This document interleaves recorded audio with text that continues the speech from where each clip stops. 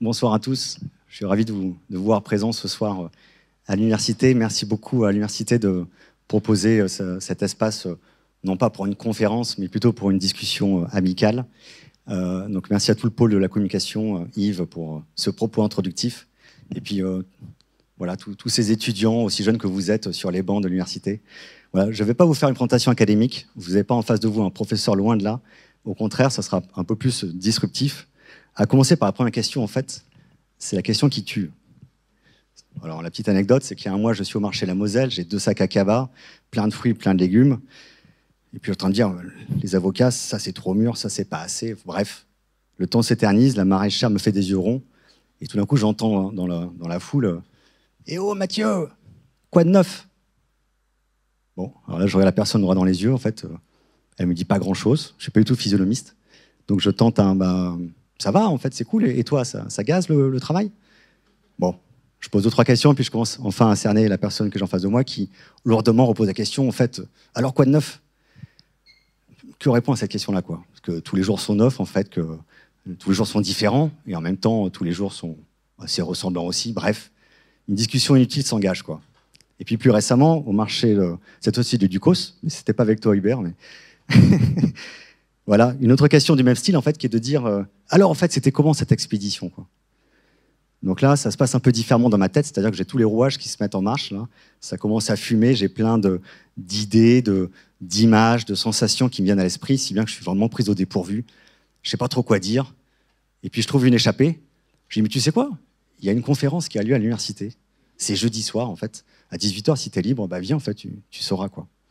Et là, je suis assez satisfait d'avoir esquivé la question et je repars.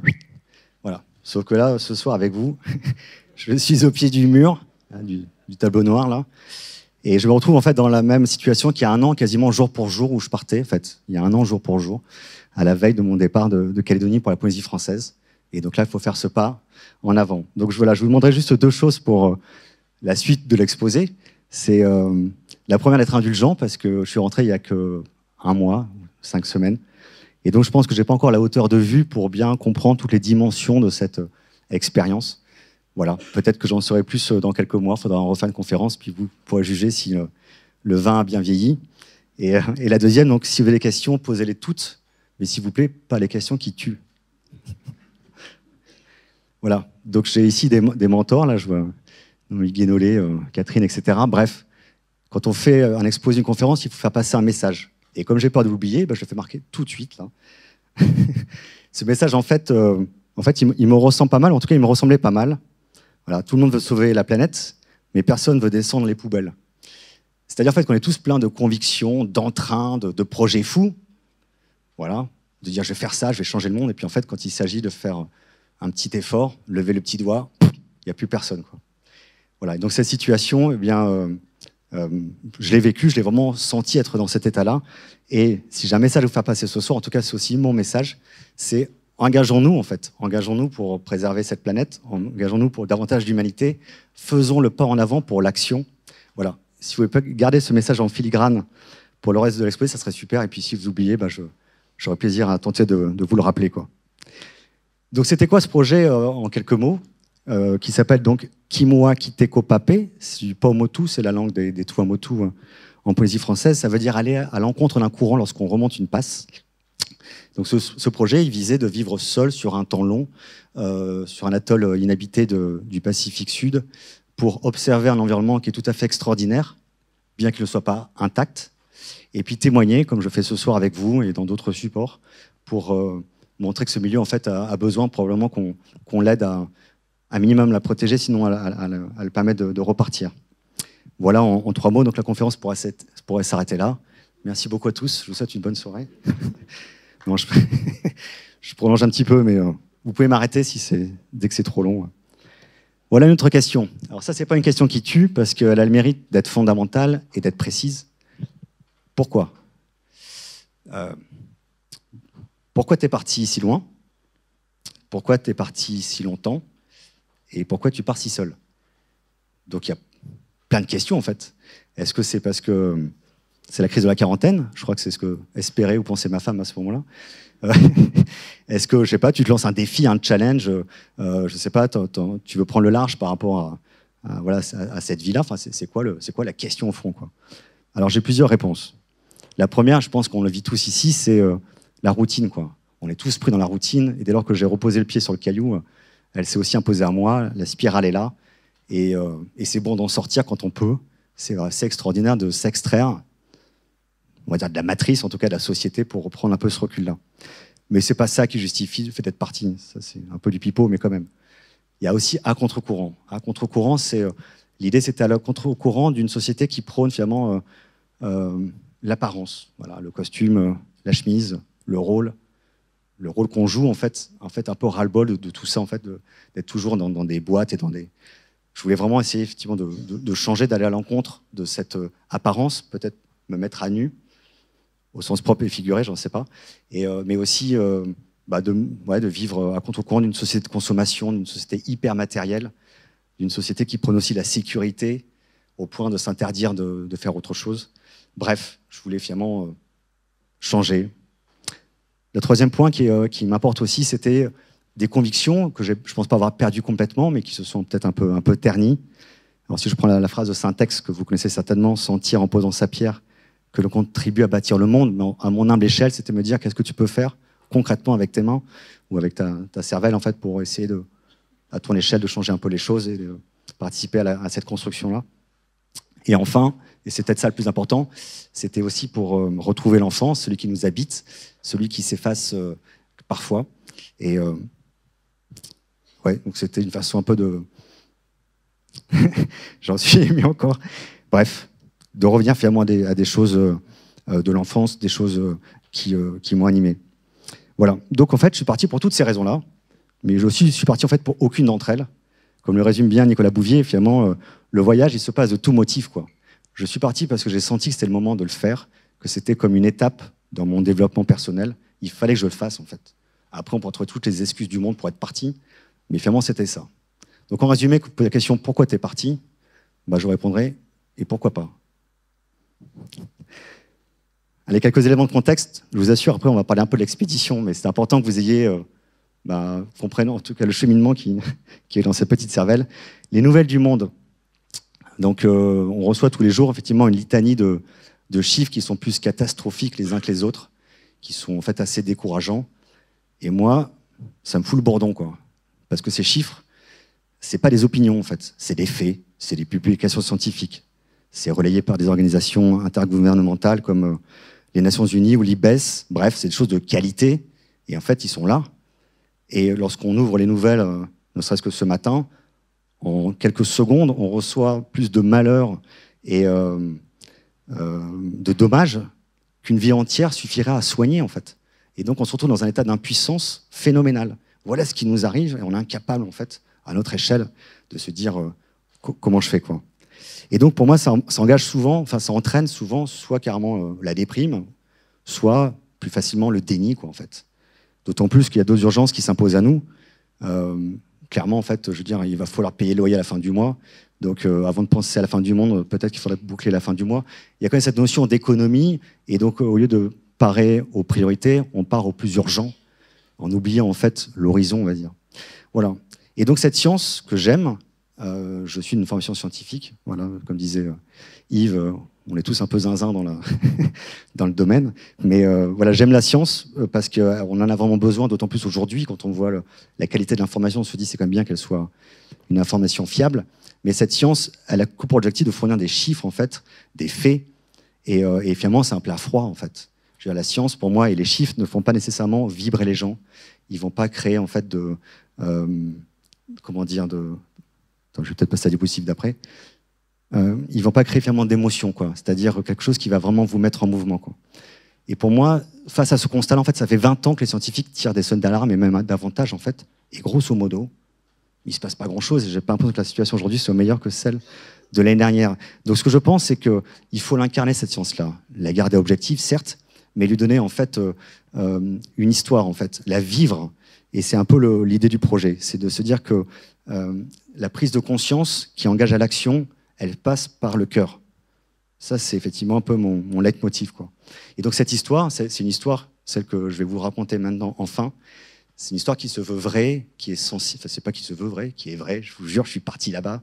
J'étais pas au bar, même si certains l'ont cru, quoi.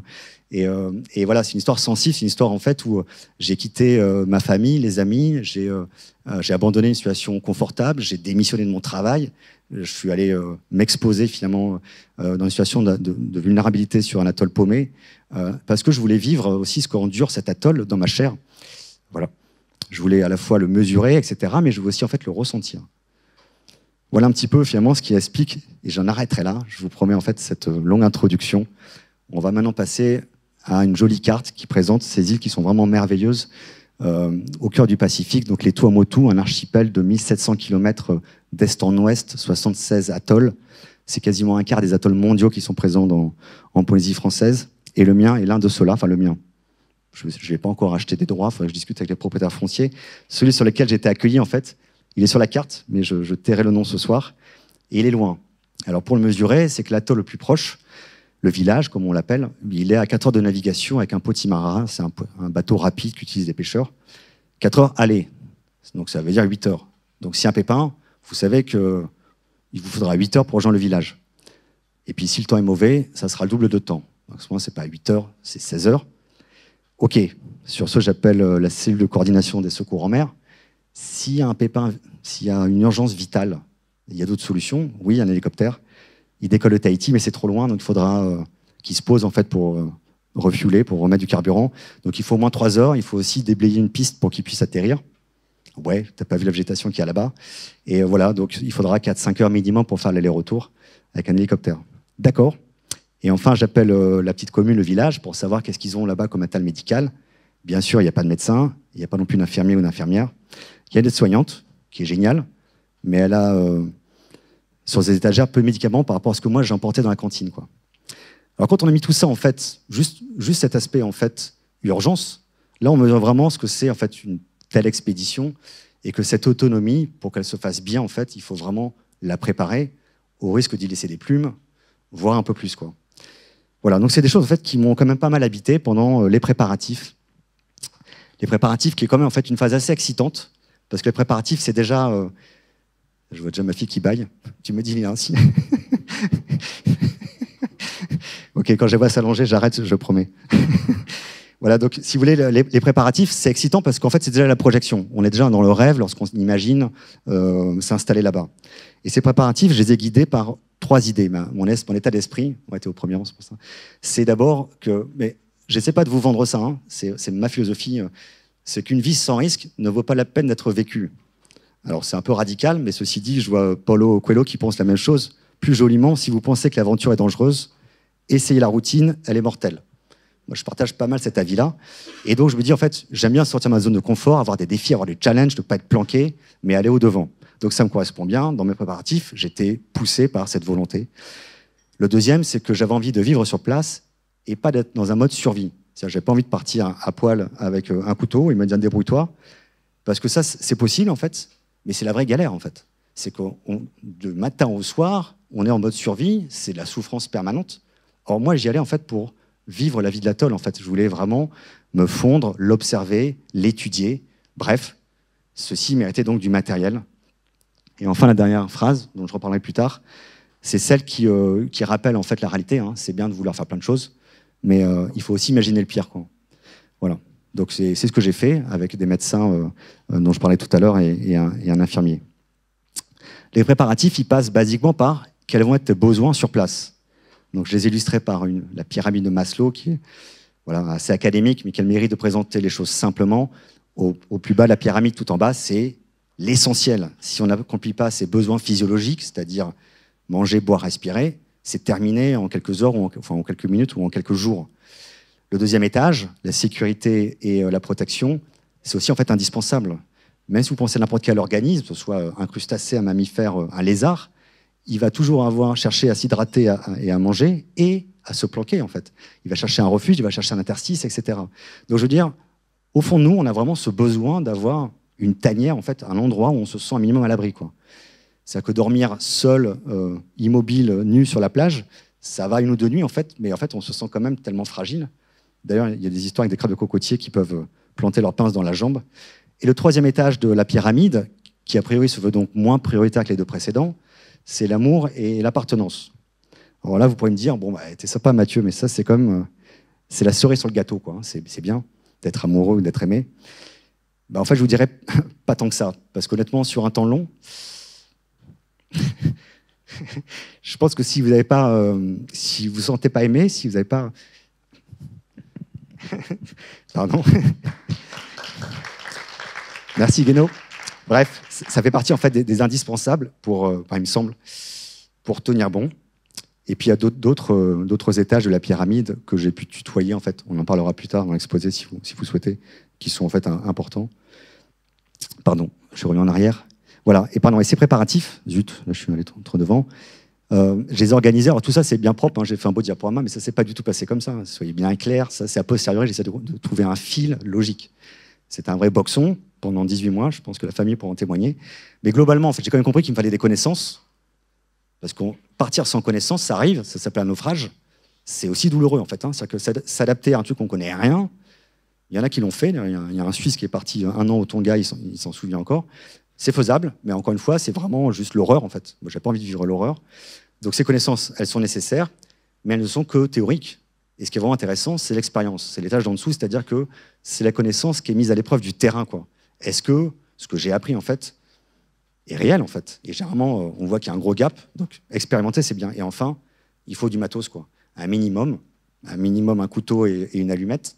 Ça dépend de ce que vous voulez faire. Mais voilà, il faut ce matériel-là. Moi, j'ai pris beaucoup plus. Alors, concernant les connaissances, je vais avancer rapidement. Simplement, il y a quelques ouvrages de référence. Ils sont peu nombreux, honnêtement. J'ai quand même bien cherché, également sur des sites, etc.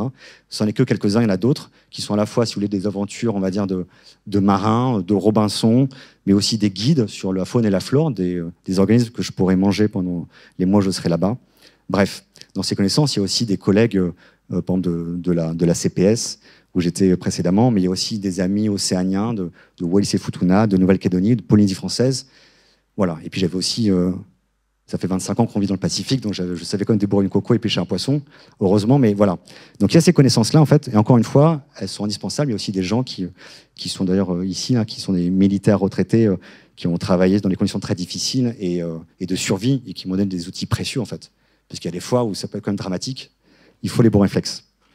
L'expérience, j'ai eu une chance folle, c'est que 6 mois avant de partir pour l'expédition, j'ai pu faire une mission prospective sur l'atoll, et j'ai rencontré Jaco. Enfin, on me l'avait déjà parlé de lui, en fait, qui est ce que j'appelle parrain Jaco aujourd'hui, qui m'a à peu près tout appris, c'est-à-dire l'expérience. J'avais mes bouquins, je pensais savoir, et puis lui m'a montré que je savais pas grand-chose, et qu'il fallait que je quitte les bancs de l'université pour rentrer dans la vraie vie du Paumotu.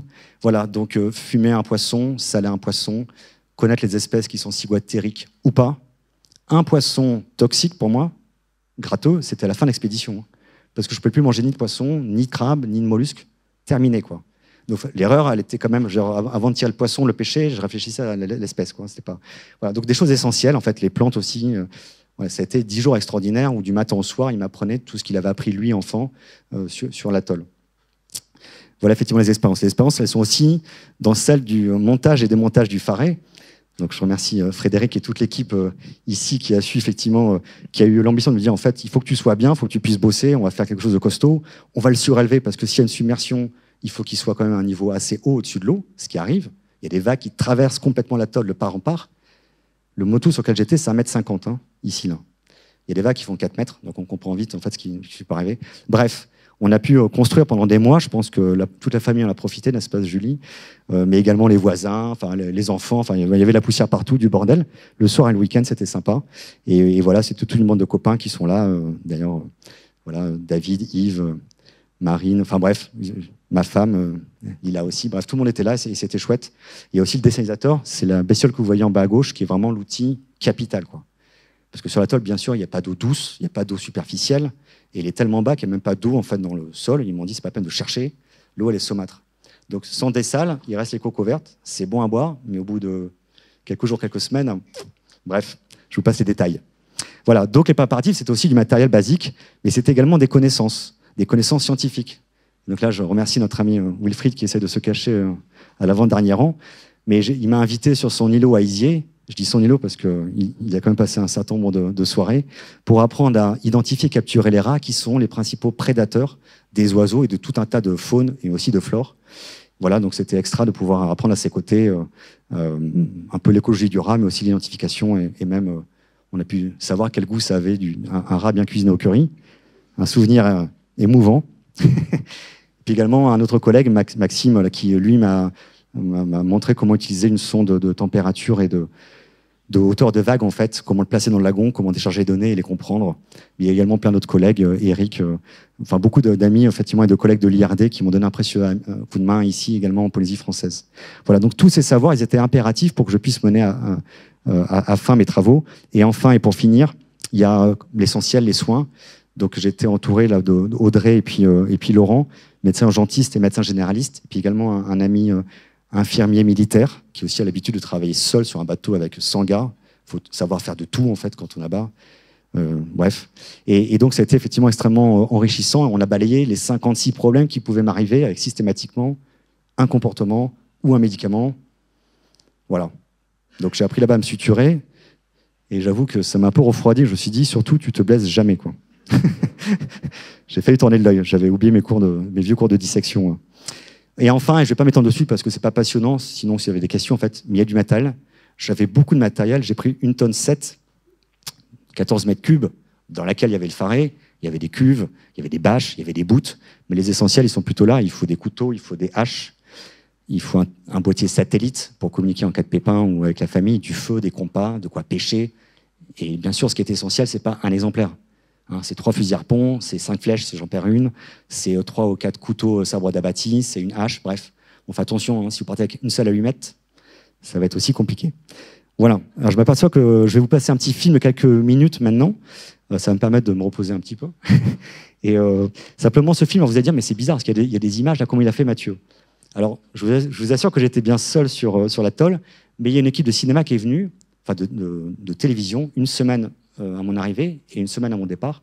Et donc, ils ont fait des images que je n'étais pas capable de faire parce que c'est des pros et parce qu'il y a des plans en fait, où je ne peux pas être à la fois sur la caméra et être là. Et donc, ce film qui a été fait en fait, il y a plusieurs mois, l'idée, c'était de vendre le film à des Américains et ça a marché. Enfin, en tout cas, après, ça a marché. Voilà. Donc, c'est des images un peu anciennes. C'est une sorte de teaser, on va dire, et que j'ai repris comme je pouvais cet après-midi. C'était un peu un vrai beans.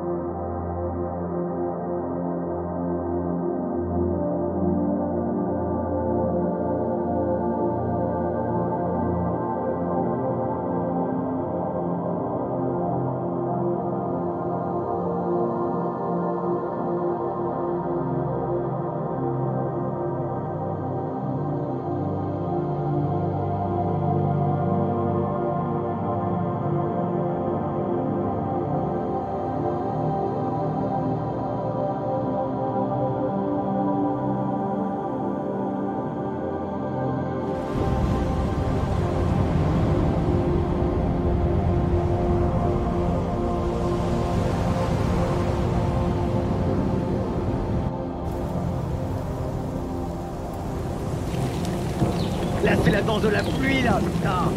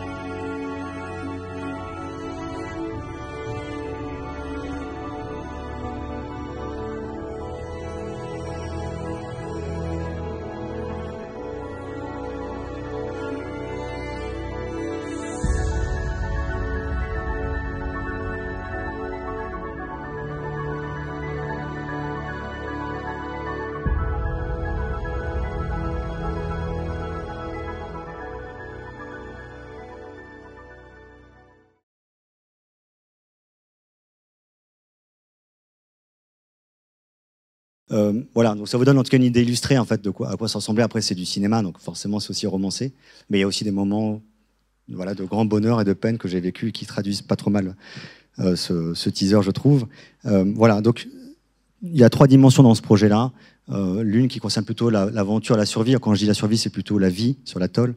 La deuxième, elle est plus dans le domaine de la science, mais de la science dans l'objectif et la conservation. C'est quelque chose qui vraiment me tenait à cœur. C'était pas juste étudier, c'était de voir comment proposer des recommandations pour que cet atoll puisse être, en tout cas une partie de lui, protégée, ou tout du moins gérée. Et enfin, des réflexions. Voilà. Mais quand je vois que l'heure a quand même pas mal tourné, je vais essayer d'accélérer un petit peu. Alors, je sais que la voix, je parle déjà trop vite, donc il va plutôt falloir que j'écourte le propos.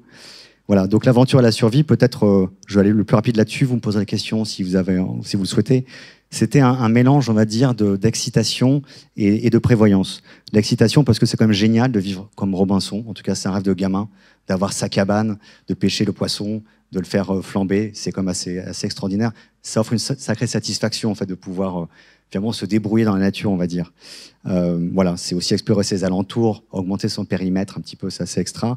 Et en même temps, ce que je disais, c'est vraiment la prévoyance et la vigilance. Quand on part avec le petit kayak, là, il n'est pas là, il est sur la photo d'après, enfin le trimaran à voile, 2-3 jours en expédition, c'est-à-dire que je quitte le motu base vie pour aller sur un autre motu, sur un autre îlot, et là, le vent peut se lever en fait. Et vous avez prévu de passer 2 jours, mais ça sera 5. Donc c'est ça qu'il faut emporter, comme dans une caravane ou un escargot, toute la maison avec. Il faut de l'eau, il faut des batteries pour le téléphone satellite si besoin, il faut la nourriture, il faut de quoi pêcher, etc. etc. Bref, il y a plein de matos effectivement qui est nécessaire pour réaliser ça.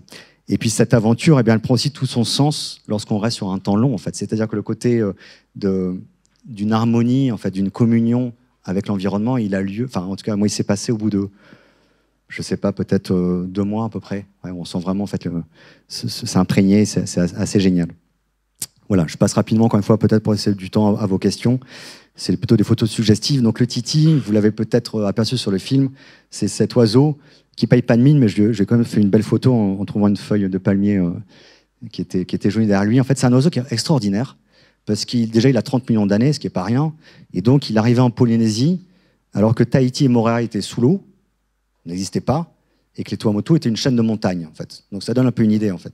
Cet oiseau, il mangeait principalement des insectes au sol, etc.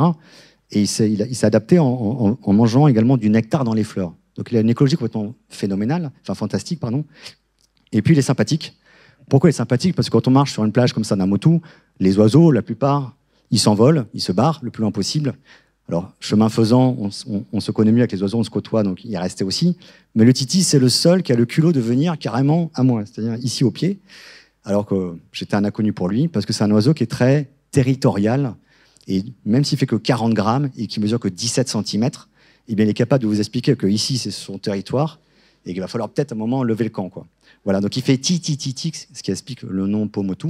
Sinon, c'est le chevalier du Tuamotu, c'est son nom-là, en fait. Donc, ça a été vraiment l'espèce emblématique que j'ai étudiée pendant 8 mois.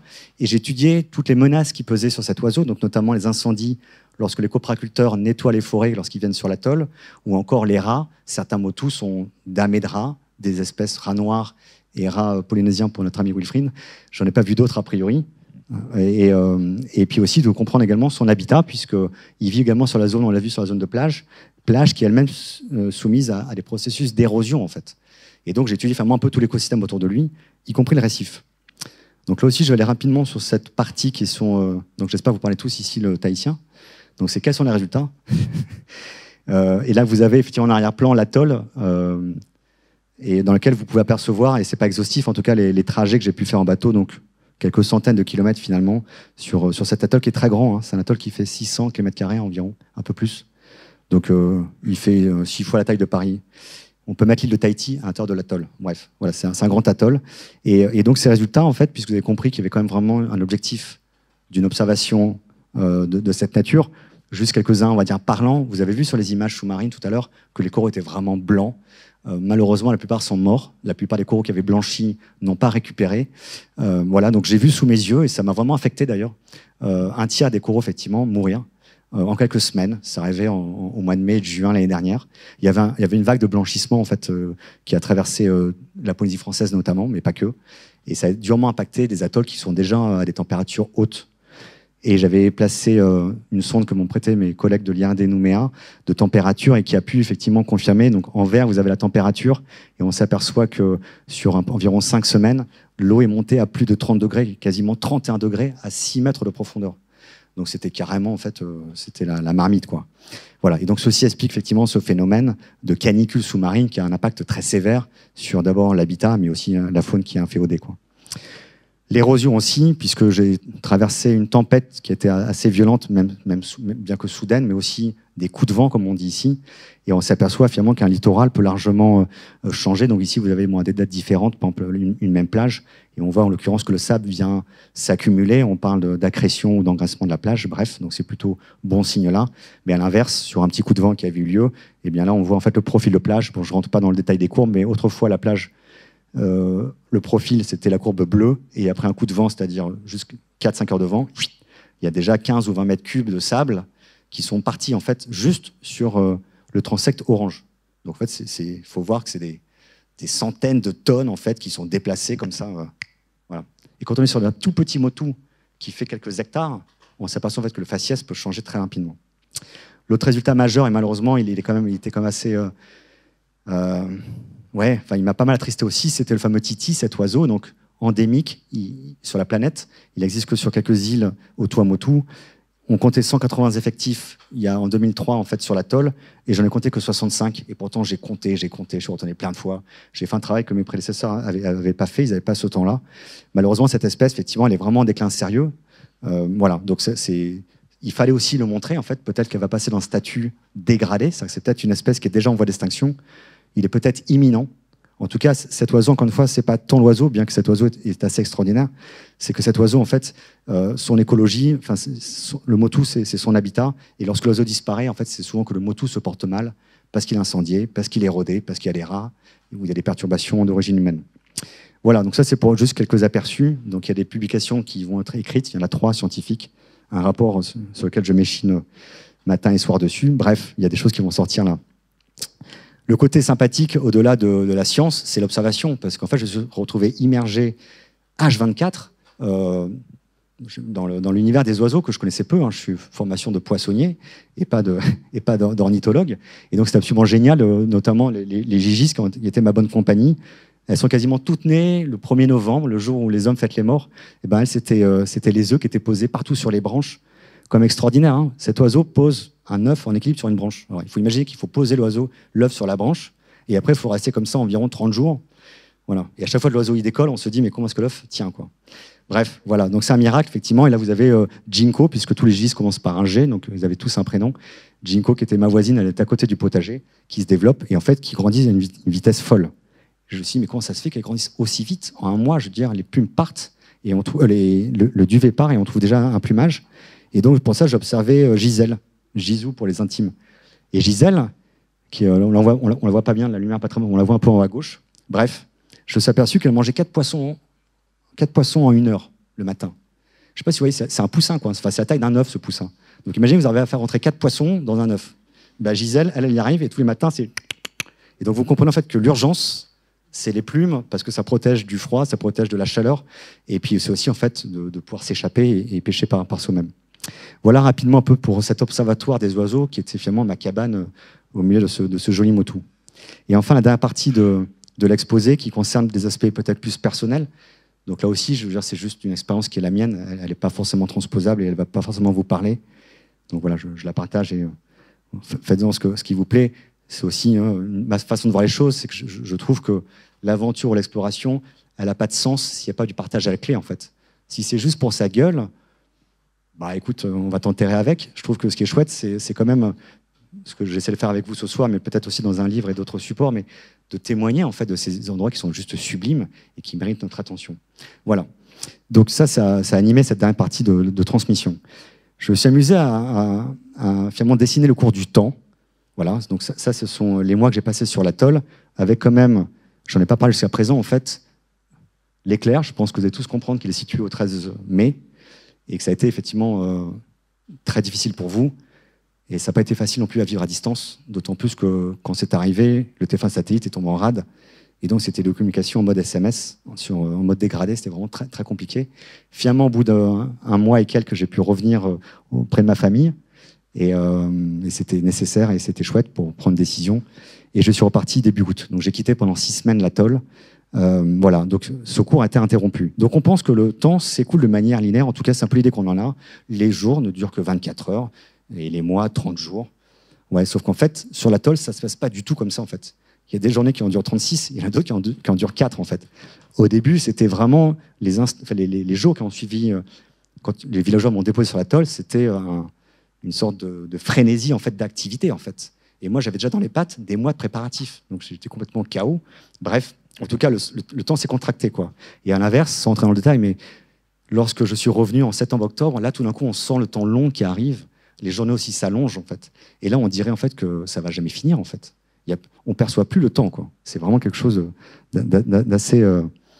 Enfin, en tout cas, ça m'a pas mal surpris. Je me suis amusé à m'observer, me dire, bah là, en fait, j'ai pas vu la semaine passée, et là, c'est au contraire. Je me suis amusé à faire le même diagramme, on va dire, sur mes envies, en l'occurrence, en termes de livres.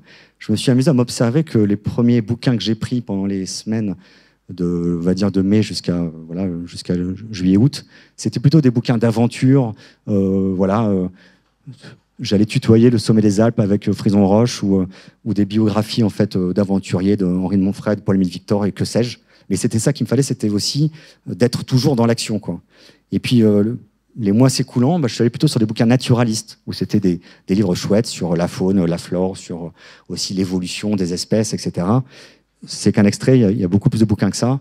J'en ai pris trop, mais voilà. Et enfin, à la fin, c'était honnêtement plus des bouquins de réflexion. Alors, je ne sais pas si je devenais un maître yogi, mais en tout cas, j'aspirais non pas à avoir que de l'aventure, parce qu'en fait, l'aventure, elle était là. Je veux dire, je me gavais du matin au soir de l'aventure. Donc là, j'avais envie, justement, au contraire, de réfléchir, de penser en fait au sens du monde, s'il en atteint, ou le mien, en fait, ou ce qui compte. Voilà un petit peu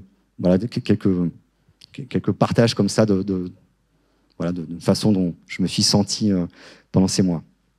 Les autres, en fait, je me suis amusé à illustrer quelques diapositives un peu étonnantes, peut-être pour vous, qui sont les enseignements que je tire de cette expérience sur l'atoll. Cet oiseau, le fameux titi, vous voyez qu'il est bagué, en fait. Et avant de partir, les quelques personnes que j'avais consultées me disaient, le titi, pour le moment, il doit vivre 6 ans, 7 ans, 8 ans, probablement pas plus, un petit oiseau tout de même, quoi. Or, ces bagues, elles ont été posées il y a 15 ans par une étudiante en thèse, en fait. Et donc cet oiseau qui ne paye pas de mine, qui fait la taille d'une orange, en fait, en face de moi, il avait 15 ans. Et en plus, il se reproduit à cet âge-là. Donc assez exceptionnel. J'avais lu aussi dans les rares publications que cet oiseau, il pond toujours 2 œufs. Ah ouais, le premier nid que j'ai vu, il n'y avait qu'un œuf. Au passage, ça a été une grande joie pour moi de voir ce nid-là. Ça arrivait au moment de Noël. C'était mon plus beau cadeau parce que je voyais encore une fois les effectifs qui dégringolent titi, mais savoir que cet oiseau, il lutte pour sa survie et qu'il ose encore pondre des œufs, ça m'a fait un rudement plaisir. Les gigis blanches, mes collègues, certains en tout cas me disaient, en fait, a priori, ça éclot plutôt le matin, souvent entre 5h et 9h. Les 3 que j'ai observées, là, les premières, elles ont éclos en fait à la tombée de la nuit. Le crabe des cocotiers, et alors le pire, c'est que je l'ai écrit, dans un bouquin en plus de la CPS, je regarde Émeric parce qu'il faut absolument modifier ça, il est marqué en fait que le crabe de cocotier en fait, ne retourne jamais en mer, excepté les femelles, pour pondre les œufs. Et c'est connu aussi en Calédonie, quoi. Alors comment expliquer que j'ai trouvé un crabe dans 50 cm d'eau, qui était un mâle, et comment expliquer que j'ai vu si souvent sur la plage, au bord de l'eau, des mâles et des femelles. Les femelles n'avaient pas non plus d'œufs, en fait. Et donc, tout ça pour vous dire que j'ai appris à désapprendre, en fait. On arrive avec plein de certitudes, c'est comme ça, etc., parce que le temps d'émission, le temps d'observation est court, mais quand on s'immerge, on s'aperçoit en fait que l'exception est la règle, et que ce qu'on pense assez simple, en fait, ne l'est quasiment jamais. Et je suis vraiment surpris tellement de fois, en fait, que j'ai arrêté avec « je pense que »,« je crois que ». Non, encore une fois, c'est vraiment le terrain qui m'a fait remonter vraiment la réalité, quoi, et qui est certainement encore plus complexe que ce que j'ai vu, parce que je suis resté que 8 mois. Je regarde ma femme pour voir si ça peut se négocier un peu plus longtemps, mais elle est venue me chercher, j'ai pas pu repartir. Bref, l'autre, en fait, alors ça, c'est... j'ai dû partir à 5000 km d'ici pour me rendre compte qu'après la pluie, il y avait le beau temps. Donc c'est quand même intéressant comme conclusion de l'expédition. En l'occurrence, c'est plutôt l'inverse. C'est qu'après le beau temps, il y a toujours la pluie. Et alors, plus il fait beau, plus le temps est horrible après, quoi. Et ça, je l'ai mesuré, c'est statistiquement 100%. Hein. Ça, je confirme, en fait, lorsqu'il y a un ciel sans nuages, magnifique, pas un pet de vent, c'est la catastrophe dans les 48 heures. Là, c'est la tempête, voilà. Mais il a fallu me prendre 3 claques avant de comprendre la 4e qu'en fait, ça allait mal tourner. Mais cette impression, en fait, j'ai marqué la quiétude quand il y a le germe de la tourmente, il n'a pas concerné que la météo. Lorsque j'avais des grandes joies, et j'en ai eu, notamment avec les oiseaux, notamment dans l'exploration, c'était systématiquement contrebalancé par des grandes peines. Et j'avais l'impression de sentir tout le temps des forces opposées dans tout mon quotidien. C'était toujours une alternance de haut et de bas, d'humeur, de ce que je vivais, en fait. Voilà. Il n'y a pas de choses mystiques derrière ça, en fait. Mais en tout cas, je savais que quand j'étais au sommet, je me dis, non, ça va être profond après, quoi. Et ça ratait pas trop. L'autre enseignement, c'est que on cherche, en tout cas moi je cherche vraiment des repères. Quand on a un endroit où on débarque, la première chose qu'on cherche, c'est des choses que vous connaissez. En l'occurrence, moi je connais pas grand-chose, on voit vraiment rien. Bon, je crois que c'est celui-ci. Hop, voilà. Donc il y a quand même des étoiles dans le ciel. J'ai jamais vu des ciels aussi beaux que le ciel des Tuamotu. C'est vraiment extraordinaire. J'ai fait des séquences de films qui sont assez magiques. Bref, je rallume, hop. Et donc, moi, je cherchais Orion et je cherchais la Croix du Sud. C'est les deux constellations basiques que j'avais apprises ici. Ni l'une ni l'autre. Bon, bah là, franchement, on se sent vraiment seul, parce que même dans la nuit qui se veut amie, en fait, il n'y a plus personne. Voilà. Il a fallu que j'attende quelques semaines pour comprendre en fait, qu'elle se levait à 4h du mat, et qu'en fait, en attendant un petit peu, j'allais les voir, mais il faudra... Voilà. Donc, ce que je veux dire, c'est que ce que je pensais finalement être des points de repère n'en était pas, et le pire, ou en tout cas le plus surprenant, c'était le paysage.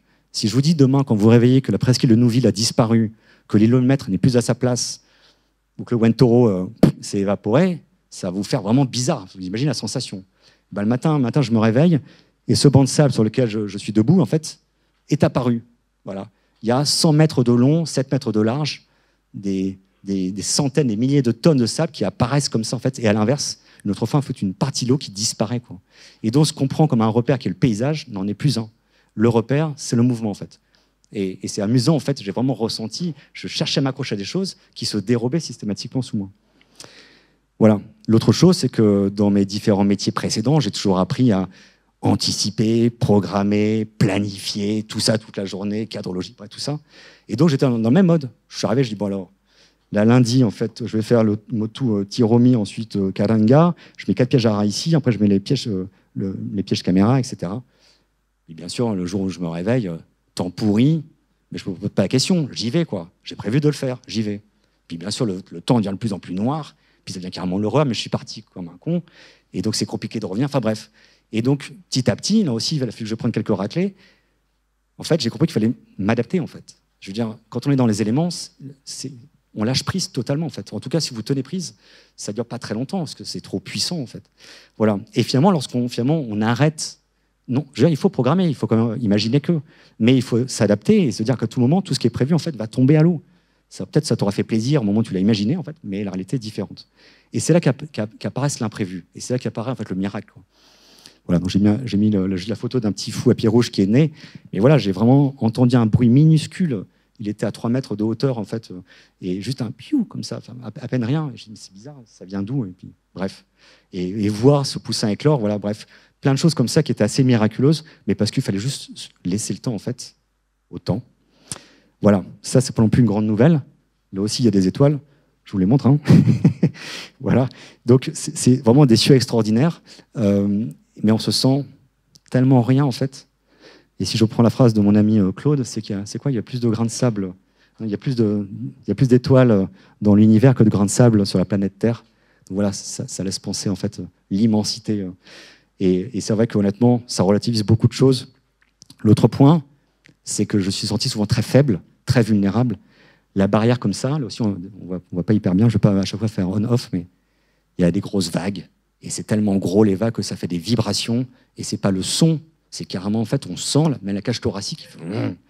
Ouais, bah ça, en fait, on se sent vraiment pas grand-chose. Quand on est seul, ça devient vraiment impressionnant. Et pourtant, j'ai vu d'autres tempêtes et tout, mais ça change tout quand il y a quelqu'un à côté de soi. Et enfin, et je crois que c'est presque pour finir, voilà, je me suis aperçu, moi je savais un peu en partant, mais que c'est quand même, quand on a des joies immenses et tout, ne pas les partager, c'est quand même finalement pénible, en tout cas douloureux. Voilà, donc c'est vrai que ça mérite quand même d'être revenu parmi vous pour partager ça. Et enfin, cette transmission, il y a différents supports qui sont prévus dans les mois qui vont venir. Voilà un film sur France 5 et sur Ushuaïa, une télévision américaine, un livre, une exposition, la conférence, c'est la première ici. Ce qui m'a beaucoup plu, c'est qu'à force de discuter avec les Pomotu, ils se sont dit, en fait, et pourquoi pas on lancerait une association qui est tombé en désuétude il y a 15 ans. Et pourquoi pas on lui donnerait en fait comme logo en fait. Et merci Florence de l'avoir dessiné, il ne fallait pas le dire. Bref, ce si joli Titi en fait, enfin c'est papa qui a dessiné, qui a été mis en page, j'en suis pas plus.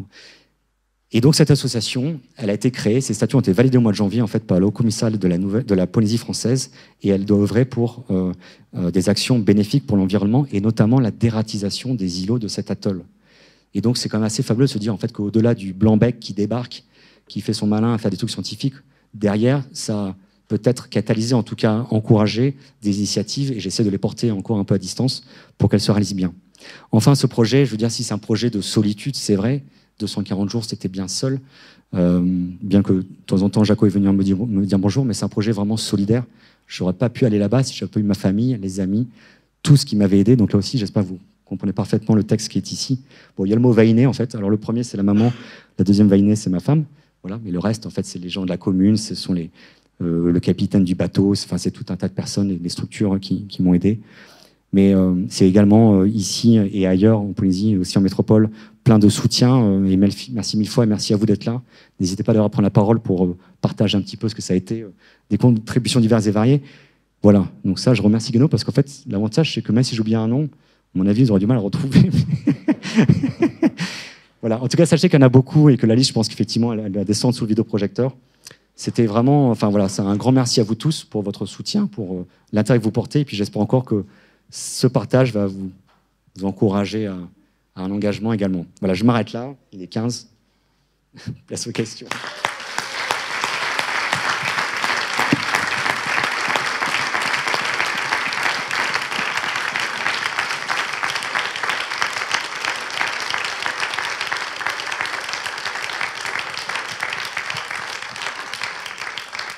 Merci Mathieu pour ce partage, cette belle expérience et encore plein de choses à raconter. Juste une petite information, cette conférence, peut-être pour d'autres d'ailleurs, a été podcastée, elle a été filmée, elle sera disponible, je ne sais pas quand Sylvian, mais dans quelques temps, disponible sur la chaîne YouTube de l'université, donc vous pourrez y avoir accès, la partager, etc. Je vais m'autoriser la première des questions et après le micro va circuler avec Laurent également de l'autre côté. Ce fameux oiseau, le Titi, est-ce que, au-delà des chiffres un petit peu inquiétants quand même sur l'atoll où tu étais, est-ce qu'il y a un espoir sur les autres atolls dans lesquels il est présent ou est-ce que c'est partout pareil ? Qu'est-ce que tu en sais ? Alors, actuellement, il y a 3 populations de Titi, celle-ci la 3e en effectif. Il y a 2 autres atolls qui ont des effectifs a priori plus importants. En tout cas, c'est la dernière fois que les scientifiques y sont allés, ils attestent qu'il reste 500 titis sur un atoll. Enfin, non, il restait il y a déjà une quinzaine d'années. Et un autre plus récemment, il y en aurait environ 350. Ces atolls sont des atolls inhabités sur lesquels il n'y a jamais eu véritablement d'habitation. Il n'y a même pas de cocotiers. Enfin, je pense qu'Eric nous le dira mieux que moi. Et donc, il n'y a jamais eu vraiment de pression humaine. Il n'y a pas de rats non plus. C'est des lieux extraordinaires. L'atoll sur lequel j'étais, c'est le seul encore où cohabite encore l'homme, puisque, encore une fois, les copraculteurs viennent faire du copra, des pêcheurs viennent pêcher, des voiliers, de temps en temps, font relâche quelques temps, etc. Et donc, cet oiseau, il est en déclin, en fait, là où l'homme est, en fait. Et donc, c'est une sorte de pareil de se dire, est-ce qu'on va réussir à cohabiter avec lui, qui est quand même assez extraordinaire. Malheureusement, j'ai plein de cartes, en fait, mais on voit vraiment, en fait, les lumières s'éteindre dans la nuit, année après année, de cet oiseau, en fait. J'ai des cartes des années 70 où on voit 17 atolls où il est encore présent, en fait. Aujourd'hui, il n'y a plus que 3 populations. T'entends, il y en a un qui... J'ai vu un Titi là-bas, à Fakarava. Bah, t'en as vu un, en fait. Et après, il va faire quoi tout seul? Bref. Voilà, donc, il est effectivement, il est vraiment sur la brèche. Et il mériterait, donc a priori, j'ai communiqué à la direction de l'environnement de la Polynésie française ces résultats et qu'il y ait des mesures de gestion qui soient prises pour le conserver, lui et l'atoll, et les autres espèces. Merci. Merci. Question ?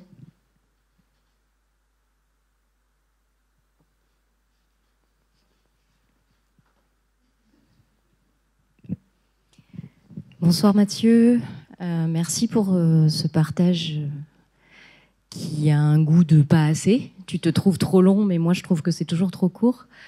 Donc j'attendrai avec impatience la suite des livrables et je décortiquerai ton rapport avec attention à chaque virgule. Tu peux y compter.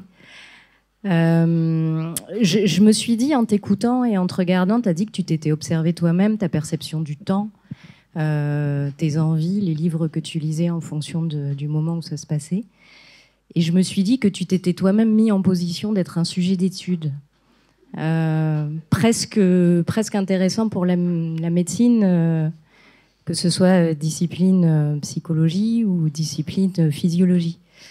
Et je me suis demandé si tu avais collecté des données là-dessus, genre faire un check-up de santé complet avant, faire un check-up de santé complet après, mesurer certaines métriques pendant. Voilà. Des indicateurs, s'il vous plaît. Ils sont tous dans le rouge. Non, je rentre plus fort, plus beau que j'étais parti, et plus sage, sans aucun doute. Donc ça rassure.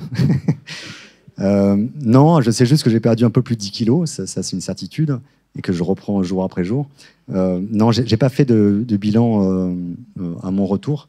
Honnêtement, j'étais en bien meilleure condition physique, je suis parti dans un état catastrophique. Il faut jamais partir comme ça. Quand on part pour une expédition, on est entraîné, on est en forme et tout. Moi, je me suis fait un lumbago le matin même où je prenais l'avion, et je me suis cassé la dent la veille aussi. Bref, donc autant dire que je suis parti, c'était vraiment le dernier moment pour partir. Voilà. Sinon, me suis observé, c'est vrai que ça a vraiment été amusant. En fait, d'abord, j'observais beaucoup autour de moi les oiseaux, en fait, dans leur intimité. Je pense que je les ai bien embêtés. Ils ont dévoilé quelques secrets, ils en ont gardé d'autres. Et tout d'un coup, j'ai comme si en fait la caméra s'était retournée vers moi. D'ailleurs, je me suis rendu compte parce que je me filmais aussi. Je devais faire pour le film des bilans toutes les semaines ou tous les 10 jours. Raconte un peu, quoi. Et quand je parle à la caméra, tout d'un coup, j'entendais ma voix. Parce que sinon, à part quand je me donnais un coup de marteau sur le pouce et que je gueulais comme un putois, j'entendais pas trop ma voix ou je parlais à un oiseau. Mais là, devant la caméra, et je prenais conscience en fait que j'étais pas non plus celui qui était filmé, mais celui qui filmait en fait. J'allais vraiment, bref, j'étais l'observateur de moi-même et c'était vraiment amusant de me voir dans ce milieu-là. Alors bon, je vais m'arrêter là parce que vous allez dire qu'il est complètement en fada et je vais finir. Je sais qu'à Nouville, il y a un centre pas très loin. Je voudrais rentrer chez moi ce soir. Ah, pardon. Oui, bonsoir Mathieu. Merci beaucoup pour cette présentation. Tu sais que je suis admirative des gens qui font des exploits comme les tiens. Là, tu es rentré et donc tu as plein de choses à faire, des publis à écrire, analyser tes données et tout. Mais est-ce que tu imagines faire une autre expérience de ce type plus tard? Alors, regarde pas ta femme. Je sais pas, j'ai une présentation de Christophe Papillon là, qui était parti 2 mois en mer là, la semaine dernière. Non, tout de suite, en fait, j'ai l'impression d'avoir tellement été nourri de ma passion, d'avoir pu honnêtement me réaliser dans ce que j'ai vraiment rêvé, que je pense que je peux faire la vaisselle pendant encore quelques mois avant de me lasser. Mais voilà, juste quelques mois après, je sais pas. Non, moi, j'espère revenir un jour là-bas. C'était aussi tellement précieux, tellement extraordinaire que j'aimerais bien voir l'atoll aussi beau que je l'ai vu et peut-être même encore. Voilà. Donc je ne peux pas te répondre aujourd'hui, mais en tout cas, je suis quand même assez comblé, j'avoue, par cette expérience. Comment ? Pourquoi pas, c'est plus simple. Voilà. Pourquoi pas ? Enfin, à discuter, avec une astérix.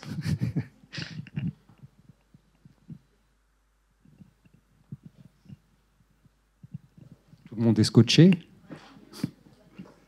Il y a un micro qui devrait... Voilà, pardon Laurent, si tu peux.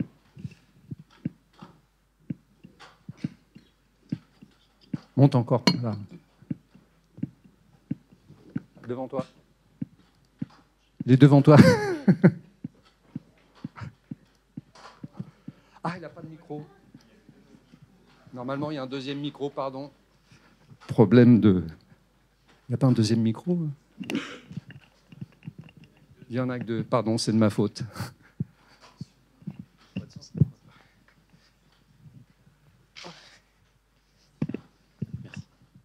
Bonsoir, merci beaucoup pour ce moment, ça fait vraiment du bien d'entendre tout ça. Moi, je voulais revenir au pourquoi, et quand tu mentionnais l'avalanche un peu de nouvelles du monde et de mauvaises nouvelles, et je voulais savoir si pendant ces 8 mois, tu as été complètement coupé de ce qui s'est passé dans le monde, et bon, mis à part l'épisode du retour suite au 13 mai, et si c'est le cas, est-ce qu'à ton retour, quand tu as peut-être rattrapé ce qui s'est passé, il y a eu des bonnes surprises ?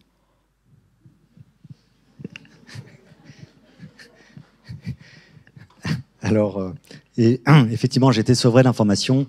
La principale personne avec qui je communiquais, c'était ma femme, et à raison d'1 ou 2 fois par mois, au téléphone et des messages textes. Donc, j'ai aucune information. J'ai vraiment découvert début février, en fait, toutes les belles choses qui s'étaient passées sur la planète pendant ces longs mois. Ça m'a pas mal affecté, honnêtement. Et en même temps, je me suis dit que j'avais tellement vu des choses extraordinaires que justement, en fait, ça me donnait encore plus de patates pour me dire, en fait, il n'y a pas d'autre choix, justement, que d'agir. En fait, ça m'a donné une sorte de rage de vivre. Et voilà. Donc, et d'ailleurs, j'en ai discuté avec la famille il n'y a pas très longtemps. Je me dis, en fait, il y en a marre en fait, de lire tout le temps des mauvaises nouvelles, parce qu'il y a plein de choses extraordinaires. On ne va jamais dire que telle association a aidé telle personne âgée ou tel sourire dans la rue, on n'en parle pas, quoi. Et donc, je sais pas, justement, j'ai posté Positiver, je trouve que la revue était sympa, où voilà, de temps en temps, en fait, on trouve des choses extraordinaires. On a besoin d'entendre ça, et en fait, elles sont nombreuses, on les oublie, en fait. Bref. Donc oui, je reste aujourd'hui enthousiaste, engagé, même si factuellement, en fait, on ne peut pas dire que la situation soit extraordinaire. Enfin, merci.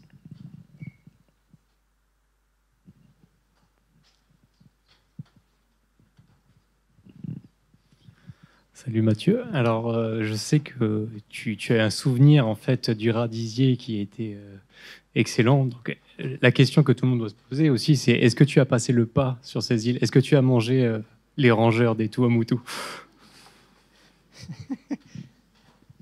En fait, grâce à toi, ça m'a rassuré parce que je me suis dit qu'en cas de pépin dur, si je pouvais pas l'emmerder parce qu'il y avait une semaine de temps horrible, je pouvais pas les chasser, je pourrais peut-être aller manger des rats, quoi. Mais ils sont tout petits là-bas, ils appellent ça des souris. Alors, les souris, c'est des rats. Mais c'est des rats polynésiens, ils sont pas aussi gros que les rats d'Isier qui sont bien dodus parce qu'ils mangent des bons bulimes et c'est pas des rats noirs. Et par contre, j'étais surpris parce que les Pomotu, ils mangent vraiment tout. Et quand je leur ai dit, en fait, bah, moi j'ai mangé un rat, alors ça les a vraiment scotchés, quoi. Les mecs, ils peuvent bouffer du fougou, du foie de poisson encore vivant, tout ce qu'on veut. Mais non, le rat, c'était jamais venu. Enfin, le chien aussi, il peut y passer à casserole, mais pas le rat. Voilà. Donc il y a un échange de culture à faire, effectivement.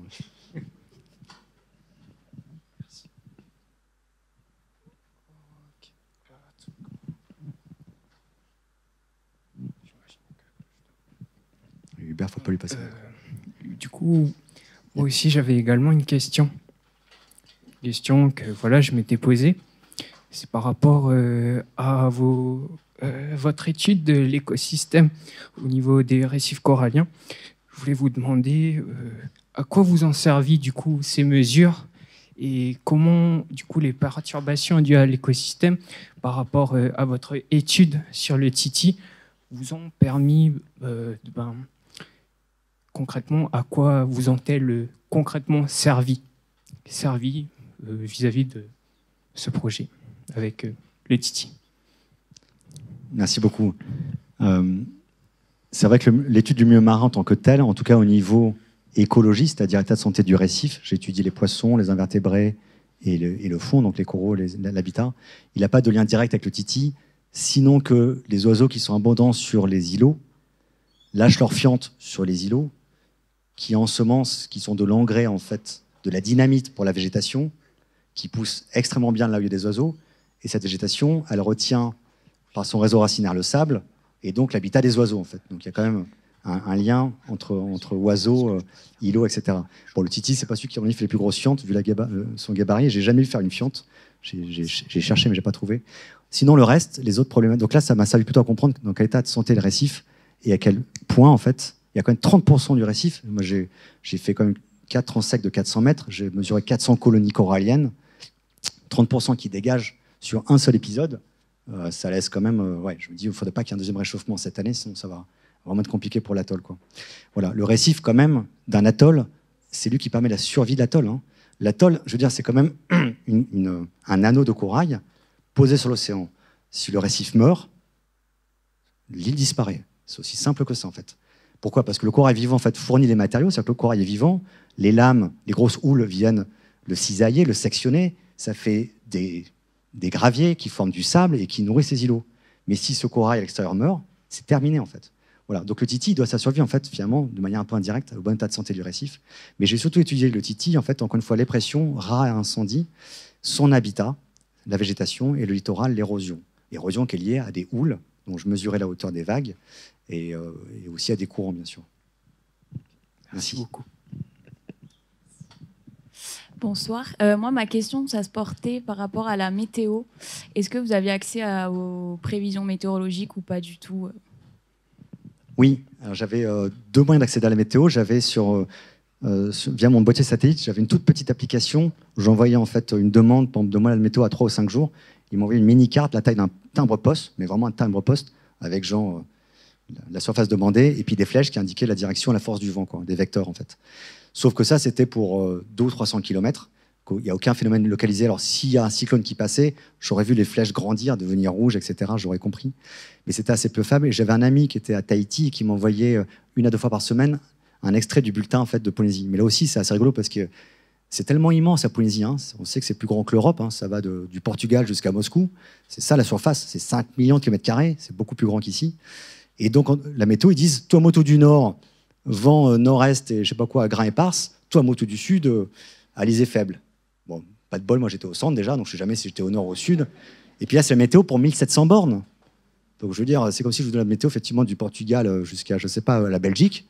Ah bah c'est cool en fait. Puis là, il arrive à un grain monstrueux en fait avec 42 de vent. Et bien sûr, aucun modèle avait su ça. Donc c'était quand même utile pour avoir des tendances. Mais par contre, au quotidien, il fallait quand même regarder les étoiles pour comprendre. Merci. Non, il ne fallait pas lui passer le micro. Non, juste deux petites questions. Une première sur le Titi. Donc tu dis que tu as travaillé sur ces menaces. Est-ce que tu t'es aussi intéressé à son bol alimentaire, sa composition? Tu parlais du côté nectarivore, mais est-ce que tu as pu voir un petit peu en invertébré ce qu'il consommait? Parce que peut-être une partie de sa fragilité vient de cette nourriture, accessible ou pas, je ne sais pas. Ça, c'est la première question. Et puis la deuxième, c'est est-ce qu'avant de partir, dans tes lectures, tu avais pris connaissance de l'aventure, de la mésaventure d'un autre Français que toi? Toi, tu as réussi, lui, il n'avait pas réussi. C'était le père d'Antoine de Caunes, Georges de Caunes, qui, lui, n'avait pas fait de la vie, mais de la survie, en faisant un très, très mauvais choix et en vivant ça plutôt comme la traversée du désert du début à la fin, j'ai l'impression. Donc, savoir ça avant de partir, ça devait être un petit peu angoissant. Voilà les deux questions. Merci Hubert pour ces excellentes questions. Le Titi, je n'ai pas fait d'études dédiées sur son régime alimentaire. Je l'ai observé manger par exemple des asticots sur une fleur de pandanus tombée au sol. En fait, ils étaient comme des fous dessus à les picorer. Je les ai vus butiner en certaines fleurs, donc j'ai noté effectivement ça.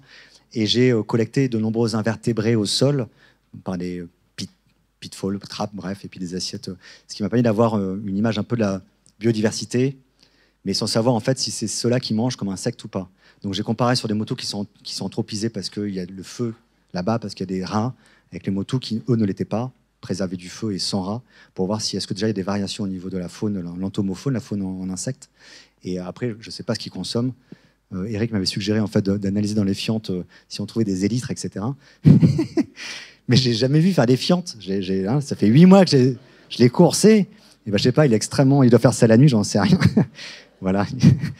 Très, très timide. En fait, il ne se dévoile pas. Et la deuxième question, effectivement, j'ai vu plusieurs films, honnêtement, qui m'ont vraiment calmé et qui m'ont dit t'es sûr que tu veux vraiment partir? Il y a un bouquin et 2 films où j'ai dit oula. Il y a celui de Georges de Caunes, effectivement, le père d'Antoine, qui est parti aux Marquises. Et en fait, c'était l'enfer parce qu'il est parti sur une île où il y avait plein de biquettes. Donc, il n'y avait aucune végétation. C'était que des cactus qui restaient, des biquettes. Donc, il avait un fusil, donc il allait flinguer des chèvres régulièrement. Et puis, il avait son chien. Mais l'eau, elle était effectivement impropre à la consommation, parce que donc c'est une haute, il y avait des rivières, sauf que l'autre, en fait, elle se chargeait en éléments métalliques qui posaient carrément des diarrhées, en fait. Donc c'était l'enfer ce qu'il a vécu. Il devait partir, je ne sais plus, quasiment 1 an, plusieurs mois, et je crois qu'il est revenu au bout. D'ailleurs, il ne le dit pas dans son film, ouais, c'est ça, j'ai 2-3 mois, et ça a été effectivement l'enfer. Et puis d'autres, effectivement, j'ai d'autres références de un couple qui est parti au Tuamotu en 1983. Un médecin, il est parti très très loin, un atoll qui est inhabité, qui est sans passe, s'installer là-bas. Et là, il a vécu ce qui n'est jamais arrivé de mémoire de Polynésie française, 5 cyclones la même année, en fait. C'est hallucinant, en fait, son récit. Donc, il a écrit un ouvrage là, qui m'a été prêté par un médecin ici, un ami, Claude. Et ils ont aussi fait un film auquel j'ai pu accéder, en fait. Et là, on voit vraiment les arbres, les cocotiers se déraciner, comme on casse des allumettes, quoi. Enfin, soit ils cassent, mais ils cassent vraiment comme ça, les cocotiers, soit ils s'arrachent, en fait. Et là, on se rend compte, effectivement, Et ce genre d'expérience, j'en ai une troisième aussi, c'est... T'es sûr que tu veux y aller quand même, Mathieu là? Voilà. Donc, au fond de moi, j'avais ça, mais c'était pas... Ça m'a emmené à une grande vigilance. Merci. Est-ce qu'on a le droit de construire notre maison sur l'îlot? Ouais, c'est une super bonne question. J'ai pas du tout parlé de ces aspects-là qui étaient essentiels. L'atoll, bien qu'il soit inhabité, tous les îlots, tous les motos appartiennent non pas à une famille, ça serait trop simple, mais à plusieurs familles, tout un indivision, donc c'est un vrai souk. Le petit moto qu'on voit un peu sur le film, il fait 300 mètres de long, il fait 4 ou 5 hectares en fait, il y a 3 familles qui se le partagent. Bref, pour leur demander, pour aller m'installer là-bas, je dis, est-ce que vous m'autorisez, un, à venir sur l'atoll? Ça, j'ai demandé à la commune, au maire et à la population. 2, est-ce que je peux habiter chez toi? C'est ton terrain. Voilà. Et quand j'ai exposé mon projet, que je voulais avoir le minimum d'impact, ils m'ont dit, c'est bon, tu peux rester ici, tu es le bienvenu, on veillera sur toi de loin. Et voilà. Et ils ont tellement bien aimé le Farret qu'on avait construit avec Fred et toute la bande, qu'ils ont dit, en fait, le Farret, la petite cabane en bois, en fait, si tu veux bien, tu vas la laisser ici. Parce que nous, quand on passe, bah, on s'arrêtera là pour dormir un petit peu aussi. Donc si vous ennuyez, vous en avez ras-le-bol, voilà le pourquoi, hein, bah, sachez que quelque part au Tuamotu, il y a une cabane qui peut-être vous attend.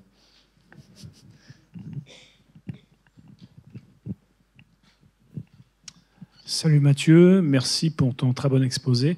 Une question, 8 mois, pourquoi 8 mois? Pourquoi pas 7,5? Pourquoi pas 9? Est-ce qu'il y a une raison particulière?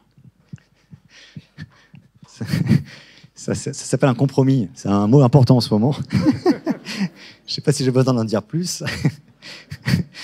Non, il y a plein de choses qui rentrent en jeu, mais il y avait notamment le compromis effectivement familial. Il y avait aussi la période cyclonique. Encore une fois, quand on a vu le film, on se dit, est-ce que tu veux vraiment être là-bas au mois de janvier, février en fait? Parce qu'un atoll, c'est quand même c'est dévasté. Hein. J'ai lu des statistiques.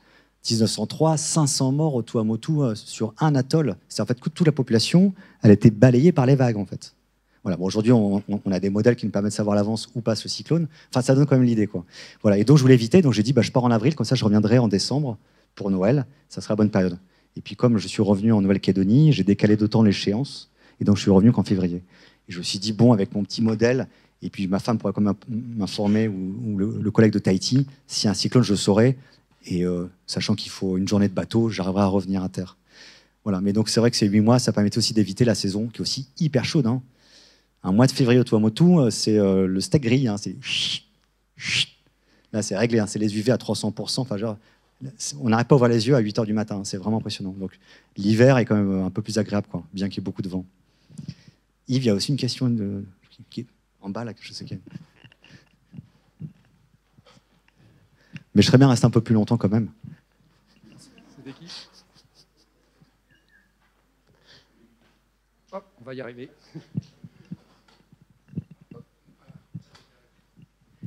Bonsoir. J'ai déjà vécu des petites expériences un petit peu de solitude en mer, des voyages, et je serais curieuse de savoir. En fait, j'ai toujours trouvé que le retour est assez ambivalent. À la fois, on a envie de retrouver le monde, puis à la fois, on a un peu peur ou pas envie, en fait, envie que ça se prolonge. Et j'étais curieuse de savoir ce que vous avez ressenti quelques jours avant la fin. Je crois que la vraie prise de conscience que j'ai eue, c'était en décembre, parce que je me suis dit, là, l'équipe de télé, ils arrivent fin janvier a priori, et ma famille arrive début février. Donc là, je me suis dit, en fait, là, il y a une échéance qui tombe. Et plutôt que d'avoir celle-ci en permanence en tête, ce que j'avais honnêtement avant, l'atoll m'a appris honnêtement à me dire, en fait, mais juste profite de l'instant présent, quoi. Ce que tu as est trop précieux. Donc. Et finalement, c'est que quasiment les 2 jours avant, même la veille de l'arrivée de l'équipe de cinéma, enfin, je me suis dit, OK, bah maintenant, il va falloir ranger un peu le bordel parce qu'ils arrivent, quoi. Donc j'ai vraiment réussi finalement à profiter parce que j'ai sorti de ma tête le futur en disant, en fait, sois là, sois juste présent. C'est vraiment extra. Et les rares fois où j'ai senti, en fait, qu'il y a quand même une chance qui arrivait, ça m'a donné envie de mordre la vie à pleines dents encore plus fort, quoi. Je me suis dit, en fait, je veux dire, pouvoir naviguer comme ça où on veut, découvrir jusqu'au d'un moment, enfin, 3 jours avant l'arrivée de cette équipe-là. En fait, je suis parti le plus loin que j'étais parti sur l'atoll en me disant, en fait, t'es pas allé là-bas, alors vas-y, quoi. Voilà, voilà. Maintenant, le retour, oui, effectivement, enfin, de mon côté, je vois comme aussi cette ambivalence, le plaisir quand même de vous retrouver, enfin, trouver la famille, les amis. J'ai souffert de cette solitude, c'est dur, en fait. Et donc, je veux dire, j'aspirais à avoir des discussions, avoir des échanges, ressentir ce lien, ce contact physique. Franchement, c'est costaud, quoi. Donc ça, c'est génial. Ouvrir un robinet, c'est sympa. Une gourde avec de l'eau fraîche, je ne connaissais pas non plus. Bref, voilà. Mais le reste, c'est vrai qu'il y a aussi tout le reste aussi. Encore une fois, je pense que je rends tellement rempli de bonnes choses que je me sens je sens surfer sur cette vague, en fait. Mais peut-être que dans un an, je suis complètement déprimé, j'en sais au fond d'un trou. Mais pour l'instant, je me sens heureux. Vous dites que une des raisons de votre expérience, de votre aventure, c'était de retrouver votre enfant en vous.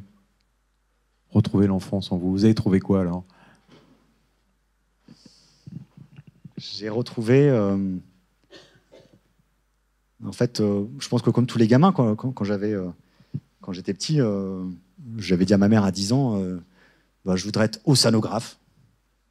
Parce que j'adorais pêcher, en fait. Je lui ai dit, bon, ça doit être un métier terrible d'être océanographe. Puis je voulais aussi sauver la planète, quoi. Et je pense que j'étais pas seul, c'était certainement pas ambitieux, mais j'ai quand même gardé ça au fond de moi. Et finalement, tout mon cursus et toutes mes études, ça a toujours été fait dans cette optique-là, quoi. Puis quand on se retourne à un moment donné, donc il y a quand même la quarantaine est là aussi, de se dire, en fait, est-ce que tu as réalisé, en fait, est-ce que tu as fait ce que tu imaginais faire? Donc c'était ça l'enfant, en fait, c'est de se dire, est-ce que tu es bien aligné avec tes convictions, avec tes valeurs, en fait? Est-ce que tu sais... est-ce que tu es devenu ce que tu imaginais en fait être, quoi? J'avais besoin en fait de le voir à nouveau, cet enfant.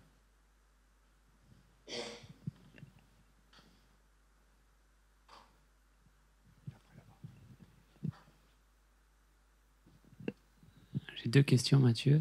Tu nous as pas beaucoup parlé de l'alimentation. Est-ce que tu pourrais nous en dire un petit peu plus sur quels étaient tes menus? On te voyait à un moment manger du pain, un joli pain. J'imagine, tu as parlé aussi de la pêche. Voilà, est-ce que tu peux nous dire un petit peu qu'est-ce que tu mangeais, comment c'était un petit peu tes repas? Et deux, j'avais une question. Tu parles souvent de cette grosse houle et de ce risque d'avoir des vagues qui balayent les îlots. Est-ce que ça t'est arrivé et est-ce que tu avais prévu un plan au cas où ça arrive, comment sauver ta peau et le matériel?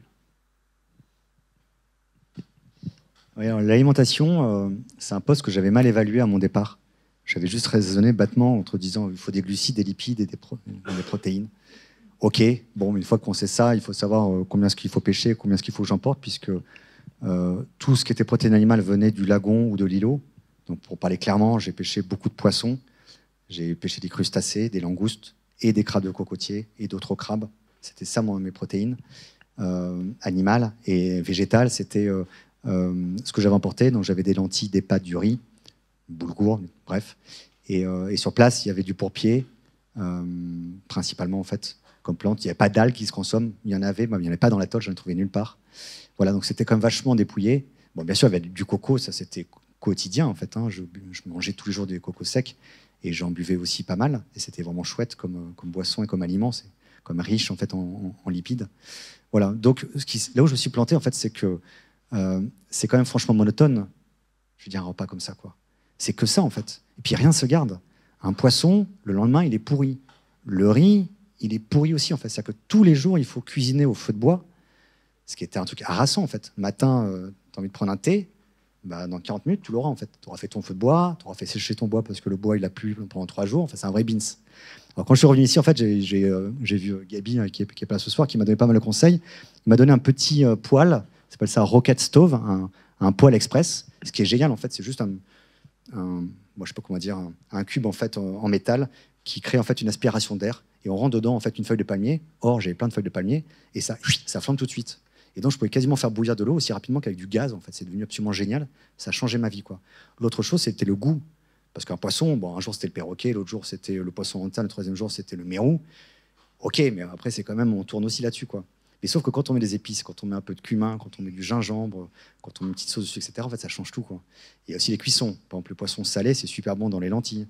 Le poisson fumé, ça donne un goût qui est chouette et ça se garde 3 jours, etc. Donc finalement, progressivement, j'ai pris un peu soin de moi en disant, en fait, fais-toi plaisir, c'est pas juste manger pour survivre, c'est manger parce que manger, c'est quand même un moment en fait, de plaisir, vraiment, quoi. À un moment, ça n'était plus le cas. Et j'ai aussi moins mangé parce qu'en fait, c'était tellement long de cuisiner que je mangeais en fait 2 fois par jour. Un bon petit déjeuner, c'était du pain coco cuit au four traditionnel, donc ça, c'était carrément une journée de boulot, quoi. C'est-à-dire qu'il y avait 7 heures de cuisson, c'était dans le sable, il fallait choper du bon bois qui était dense. Il faut se planter 3 fois, puis après, on comprend bien. Hein. Quand on voit l'énergie que ça coûte, il faut prendre 4 cocos, bref, les bourrer, les couper, les râper, sortir le lait. Enfin, je vous passe les détails, mais le pain coco, ça se respecte. Et quand on l'a fait, ce qui est génial, c'est que ça dure 7 jours, 6. À 6 jours, il commence à devenir un peu bleu, puis rose. Alors étonnamment, j'ai quand même continué à le manger, parce que je savais ce que ça m'avait coûté, et ça a goût de fromage. Vraiment, en fait, c'est le fromage gratos, c'est que j'ai l'impression d'avoir un peu de, je sais pas, de bleu dessus. Et donc j'en ai mangé, j'ai dit, putain, c'est quand même pas mal comme nouveau goût. Et même mon poisson, en fait, certains est devenu rose, et j'ai un pomotou qui était venu me voir, il me dit, mais ton poisson, là, quand même, il est un peu pourri, là. Et puis il le goûte, j'avais pas osé le goûter, puis tiens, mais en fait, si, c'est bon. Donc la pourriture donne du goût aussi. Voilà. Donc honnêtement, j'ai pas trop mal mangé, j'ai quand même perdu, je te dis, effectivement, un peu plus de 10 kilos, mais je dis, en fait, c'était très rapide, ça. C'est les premières semaines. Après, j'étais stable, enfin, je crois, dans mon poids. Voilà. Et pardon, cette première question, la deuxième, c'était si c'était submersion. La submersion, je craignais vraiment ça, parce que cet atoll-là, et ces atolls, mais celui-ci, en fait, il est très exposé aux houles du sud. Il n'y a aucune île entre le pôle antarctique, enfin l'Antarctique et ça. Donc, quand il y a des vagues, quand il y a des tempêtes australes qui génèrent des énormes vagues, c'est d'ailleurs la vague de Taupo, qui a lieu souvent en juillet-août, là, ça peut tout déménager. On trouve des bouées au centre des îlots. Donc, il ne fait aucun doute que l'eau traverse, quoi. J'ai eu la chance de ne pas vivre ça. L'eau est montée jusqu'à la végétation. Moi, mon motu était très bas, il était à 1,50 m. Par contre, j'ai mis la cabane à 40 mètres dans les terres, quoi. Donc l'eau monte, en fait, mais voilà, après, il faut encore qu'elle aille jusqu'à l'intérieur, quoi. Et en cas de pépin, si ça s'était produit, on avait imaginé, par exemple, que le désaliniseur qui était assez bas, de pouvoir le remonter, en fait. Tout ce qui était précieux était dans la cabane, hein. Le matériel médical. J'avais aussi du matériel en bas, parce que si je me casse la gueule et je ne peux plus monter l'échelle, il faut quand même que je puisse appeler, que j'ai ma balise de détresse était toujours en bas, en fait. Je pense que je peux plus facilement descendre l'escalier que de le monter. Voilà, donc j'avais en tête de me dire, en cas de pépin, en fait, il faut quand même que le matériel précieux soit là-haut. Donc l'électronique aussi était planquée. Voilà. Donc, et si ça avait été plus grave que ça, j'aurais probablement demandé à ce qu'on me sorte de là, s'il était temps de le faire. Et après, j'ai dit, bon, au pire, je m'attache au bateau, je ne sais pas. Le bateau était soi-disant insubmersible. Voilà. Mais ça ne s'est pas passé. Et a priori, quand ça monte rarement au-dessus de 50 cm ou 1 mètre. Donc ça aurait fait des dégâts, mais je pense que ça n'aurait pas, j'espère en tout cas. J'aimerais savoir, monter un projet comme ça, c'est quand même un sacré budget. J'aimerais savoir comment on finance, comment on trouve des partenaires et combien à peu près ça a coûté de partir 240 jours comme ça sur un îlot. Oui, c'est vrai que c'est drôle parce que j'ai lu un bouquin de Charcot, là, qui est un explorateur des pôles il y a un peu plus d'un siècle. Et en fait, il galérait déjà il y a un siècle pour trouver de l'argent, pour financer des expéditions. Il faut toujours trouver. Cousteau aussi, il allait voir des entreprises pétrolières pour foutre du fuel dans la Calypso. Bref, j'en suis pas là, mais concrètement, effectivement, il fallait trouver des billes. Alors, c'est difficile de trouver de l'argent liquide. Sinon, de faire un crowdfunding, en fait, un financement participatif. Et j'en ai fait un, et vous avez été généreux, je vous en remercie. Ça m'a permis de trouver, par exemple, quasiment 700 000 francs, c'est quand même assez considérable. J'ai également trouvé un financement de l'OFB, c'est l'Office français pour la biodiversité, en contrepartie d'avoir une étude sur le titi et de ses prédateurs. Donc ça, c'était pas en plein 1,7 million. J'ai eu un soutien de Paul-Émile Victor, la fondation, qui a trouvé que ce projet méritait un prix. J'ai eu la chance d'avoir le premier prix avec aussi une enveloppe à la clé. Donc j'ai pu agréger quelques financements comme ça. Et puis surtout, il y a des financements en fait, en matériel. Et ça, c'est précieux parce que le matériel coûte cher. Voilà, donc Hobby m'ont fait un prix sur le bateau que vous avez vu. Ici, en fait, j'ai le transport qui a été complètement offert par différents partenaires ici à ma RPP, voilà, le Cotrans, etc., aussi sur place. J'ai eu une bâche qui m'était offerte parce que l'autre pluie, c'était soit c'était des sénateurs, soit c'était une bâche. Voilà, en plastique alimentaire. Il y a le beau Faré aussi, qui était comme en soi un investissement colossal, qui m'a été pour l'essentiel offert également par Hub Construction. Enfin voilà, donc vraiment c'était tout ça. Voilà. Après, franchement, après coup, honnêtement, j'aurais pu partir avec beaucoup de matériel. J'en avais trop. J'ai un peu trahi le projet de partir plus dépouillé que ça. Ça m'a même occupé dans la tête. D'autant plus qu'il y a tout l'aspect cinéma et photo. Je ne vous ai pas parlé. J'avais 5 valises entières de matériel, 5 valises entières de pellicase, de batteries, de câbles, d'objectifs, de boîtiers, de trucs de professionnels, des pieds en 4 exemplaires, des optiques, il y en avait 5, blablabla. Bla, bla. Bref, donc tout ça c'était planqué justement dans la cabane parce que je voulais pas les voir en fait, sous le lit, sous le bureau, etc. Voilà. Donc ça c'est du matériel qui était en l'occurrence prêté par Galatée Productions, qui est l'entreprise qui fait le film. Voilà. Donc effectivement il faut quand même penser à ça. Il y a aussi le budget familial. Hein. Franchement, j'ai ma maman qui m'a aidé. Elle m'a dit si c'est ton rêve, je vais t'aider. Sans elle, honnêtement, j'aurais pas pu le faire. Clairement. Enfin, il y a aussi la famille, il y a des traites, bref, des trucs. Voilà. Bon, je rentre pas dans la comptabilité parce que c'est bien un truc qui me plaît pas dans le projet, c'est discuter des chiffres. mais il en faut. Il faut prévoir ça. Mathieu, pardon, une petite dernière, juste une petite dernière. Tu as mentionné le potager vite fait et tu n'en as pas parlé dans l'alimentation. Du coup, est-ce que tu as réussi à faire pousser quelque chose ou du tout? Alors, il est là le potager. Si, la preuve. Non, le potager, en fait, je l'ai mis en branle assez tardivement parce que... parce qu'en fait, j'ai attendu le mois de septembre pour commencer à planter les graines. J'avais de la salade, du potas, des tomates, etc. Et alors, quand je suis parti, il était très beau parce qu'il fallait attendre encore 2 mois de plus pour avoir les tomates à manger, les papayes. Les papayes, je suis content, j'avais quand même des papayes qui faisaient quasiment 1 mètre. Voilà. Mais bon, il faudra attendre quelques mois de plus. J'ai pu manger des salades et du potas. Ça a super bien marché. Au mois d'octobre-novembre, j'avais la salade régulièrement dans mes plats. Et c'était un grand plaisir, une satisfaction tous les jours. Le potager, c'est aussi un rituel qui m'a plu. Comme le pain coco. Le pain coco, c'était tous les dimanches, c'est pain coco. Bon, quelquefois, c'était le lundi ou le mardi, en fait, je m'en foutais, mais en fait, ça marquait le temps qui passe. Et le potager, c'était tous les jours qu'il fallait l'arroser. Alors, quand je partais 4 jours en expédition, je revenais, c'était un peu sec, sauf s'il avait plu. Mais voilà. Mais en tout cas, tous les jours, c'était un rituel d'aller mesurer la vitesse du vent et d'abreuver le potager, en fait. C'était vraiment... Voilà, donc finalement, s'il n'a pas aidé à ma santé physique, il a peut-être aidé à ma santé mentale, pour répondre à ta question tout à l'heure. Voilà. Mais je me suis pas nourri avec ça, hein. Franchement, c'était la cerise sur le gâteau, ça. Bonjour Mathieu, c'était pour savoir, j'ai 2 questions. Est-ce que ça a pris longtemps à organiser tout ça? Et ma deuxième question, c'est pourquoi vous êtes allé sur cette île alors qu'il y en a plein d'autres ou celle en Nouvelle-Calédonie? Bon, je vais commencer par celle-ci. Il se trouve que les Tuamotu, c'est un coup de cœur, pour dire les choses sincèrement.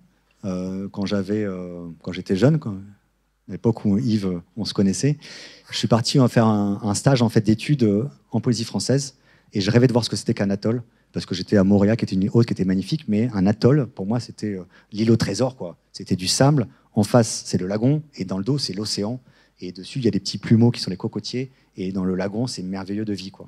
Donc, je rêvais de ça, et je suis autorisé à partir d'une semaine, et là, j'ai vraiment comme un amour violent, quoi. Je vois la beauté du milieu, à la fois très austère, très, très pauvre, et en même temps tellement riche de couleurs et de vie sous l'eau, que je me suis dit, si un jour tu dois faire ton rêve, peut-être que ça sera au Tuamotu.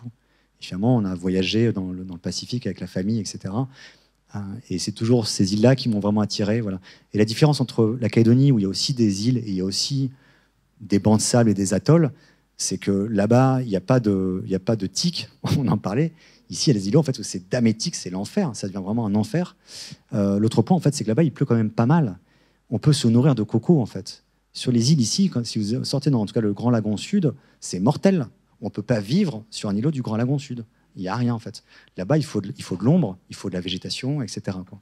Voilà, donc cette île était assez vivable, en plus d'être magnifique. Et donc c'est pour cette raison. Pardon, excuse-moi, j'ai oublié ta première question. Comment?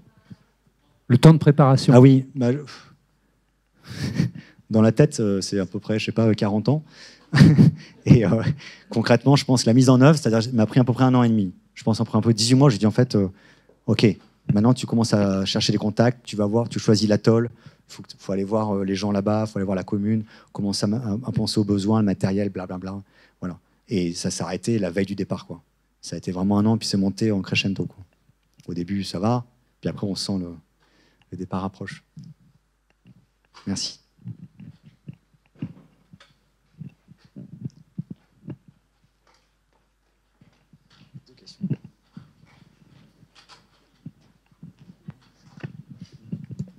Alors, j'ai vu que tu avais emporté ou lu le petit traité des grandes vertus de Comte Sponville.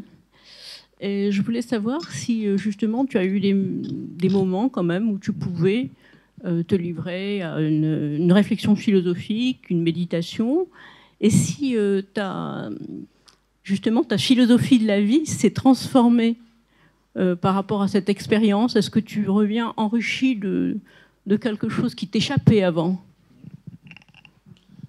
Merci beaucoup, Claude, pour cette question. C'est grâce à ton mari que j'ai lu Le Petit des Grandes Vertus, puisque c'était le livre qu'il m'a prêté. Il est dans un bateau actuellement entre la Polynésie et la Corée avant d'arriver ici. Bref, il arrive par bateau. Je n'ai pas lu en entier, j'ai lu sur la fin, j'ai lu quelques chapitres, quelques vertus, l'amour, la politesse, l'humour. Je trouve ça assez génial comme... ça m'a beaucoup plu. Oui, clairement, en fait, notamment sur l'aspect du bonheur, en fait. Je veux dire, en fait, c'est quoi finalement être heureux, en fait? Est-ce qu'on peut être heureux en vivant un malheur aussi? Donc ouais, je crois. Enfin, en fait, je me suis régalé de ça. Vraiment, j'ai eu plusieurs ouvrages. J'avais aussi quelques podcasts que j'ai écoutés, du même auteur d'ailleurs, et qui étaient vraiment très inspirants. Ouais, j'ai vraiment beaucoup aimé la façon de voir les choses, en fait, d'arrêter de chercher du sens, de vivre au présent, de se satisfaire de ces choses-là, en fait. Être heureux, c'est de se satisfaire de ce qu'on a déjà, en fait. Bref. Ouais, je crois. Je pense qu'encore une fois, les mois le diront. C'est pour ça que je me dis la conférence, il faudra la refaire dans quelques mois. Mais je pense m'être enrichi, en tout cas. Je crois avoir pris des leçons, mais entre ce qu'on a en tête et comment je vais agir. Mais c'était vraiment, j'ai vraiment adoré. D'ailleurs, j'en ai racheté d'autres depuis, des bouquins de philosophie. Ouais. Merci beaucoup. Une dernière question? Non, personne? Ah, une dernière. Après, il faut le libérer parce qu'il y a son double whisky. Il ne faut pas oublier ça. Tu as mis une photo de requin. Je voulais savoir si tu as des petites anecdotes un peu croustillantes, le danger, les requins, tout ça. Oui, c'est vrai que je n'en ai pas parlé alors que franchement, ils m'ont préoccupé du premier au dernier jour, les requins, mais vraiment jusqu'au dernier jour. Quand j'ai pêché un poisson pour ma femme, je lui ai dit, te plante pas là, ça serait con que tu sois blessé là. Les requins sont très nombreux sur l'atoll, et en particulier sur le Motu, où je résidais. Il y en avait beaucoup moins ailleurs, mais ils étaient tous là. C'était principalement des requins pointe noire, qui sont des requins très communs, qui ne sont pas des requins connus pour être très dangereux. Et pour autant, et je connais bien les requins calédoniens, enfin je les connais bien en tout cas, c'est mes amis, j'aime bien leur tirer le portrait, j'aime bien les côtoyer. Et donc je suis arrivé là-bas assez serein, sauf qu'en fait les requins de Tuamotu, ils n'ont pas la même éducation apparemment. Et dès qu'on se met à l'eau avec un fusil et qu'on a le malheur de tirer un poisson, ce qui est quand même l'objectif final, en fait, ils rentrent immédiatement en état de frénésie et ils sont extrêmement pressants, quoi. Vraiment inquisiteurs. Donc ils sont venus plusieurs fois au contact, rapidement. Rapidement, c'est en fait dès les premiers jours. Je me suis fait sortir de l'eau, ce qui est comme ça m'est rarement arrivé de sortir sur la plage avec 7 requins en fait qui sont venus à s'échouer vraiment sur le sable. Je dis bon là c'est un poisson, je les tire dans la tête, ça met 10 secondes et j'ai 7 requins autour de moi. Je verrai s'il y a des crabes de cocotier ce soir, tu vois. Et alors après, bon, j'ai commencé à feinter parce qu'honnêtement, ça me fout une tension, hein, sac sous l'eau. Alors déjà j'avais 2 fusils. Rapidement, j'avais 2 fusils. C'est-à-dire que j'avais un fusil qui servait à tuer le poisson et un deuxième qui était dans une bassine. Et donc, dès que le premier était désarmé parce qu'il avait tiré le poisson, je mettais vite déjà le poisson en dehors de l'eau parce qu'il y a le sang, etc. Et le requin devient fou. Et je prends un deuxième fusil que je mettais sous l'eau, qui n'était pas armé, mais qui ne servait comme un débordoir pour les repousser, en fait. Et c'était indispensable. Sinon, encore une fois, c'était le contact, quoi. Voilà. Donc, ils ont été voilà, très, je sais pas comment dire, ouais, inquisiteur, je crois que c'est le terme, en tout cas très affectueux.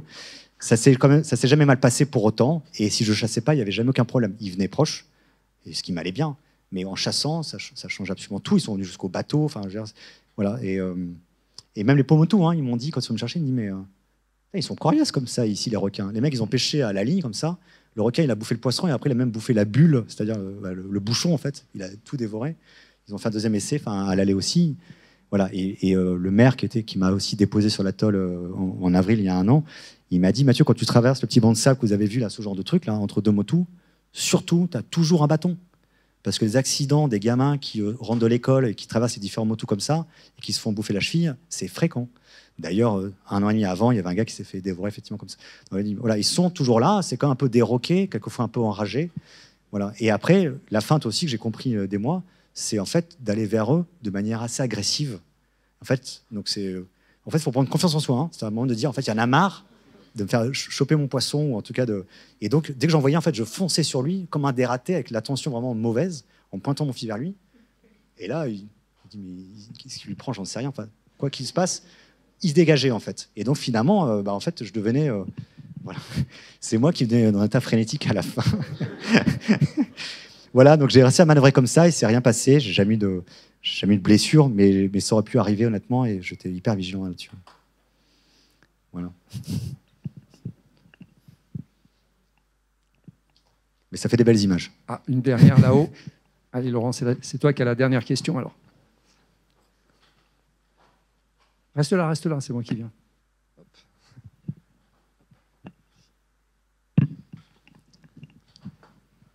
Eh bien, à travers votre diapo, j'ai vu à quel point vous avez mené une épreuve difficile à travers ce voyage.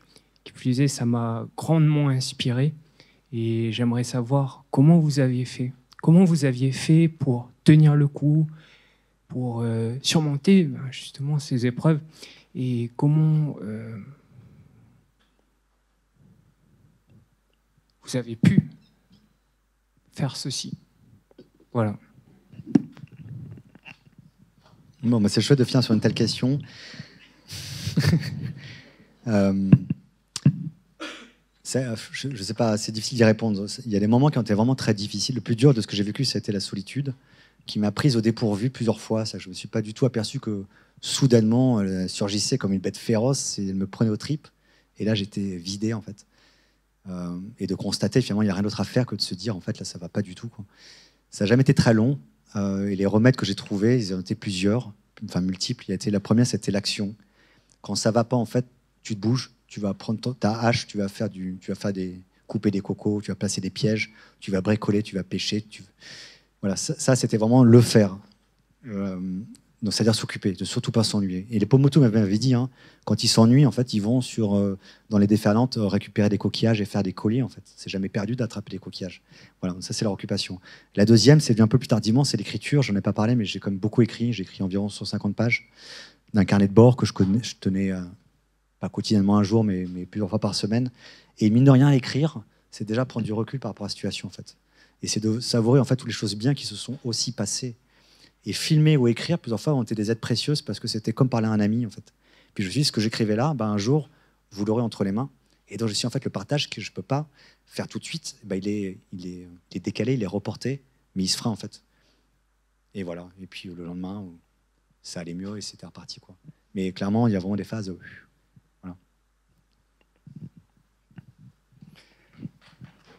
Merci à tous.